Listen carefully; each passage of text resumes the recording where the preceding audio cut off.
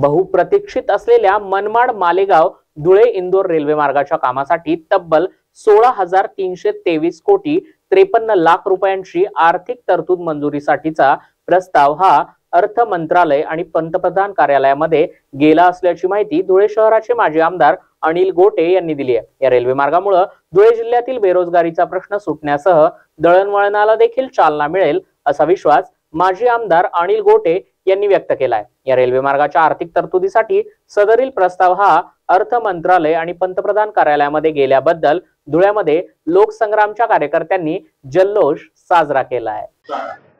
Manmad Indore railway मार्गासाठी final मंजुरी मिळालेली आहे।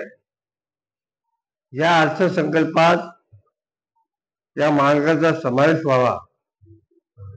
23 विधानसभा मतदारसंघ या मार्गावर येतात। विधानसभेच्या दृष्टिकोनातून फार महत्वाचं आहे। म्हणून महाराष्ट्राचे मुख्यमंत्री, मध्य प्रदेशचे मुख्यमंत्री आणि महाराष्ट्राचे 2 उपमुख्यमंत्री, केंद्रातले महाराष्ट्राच्या मंत्र्यांनी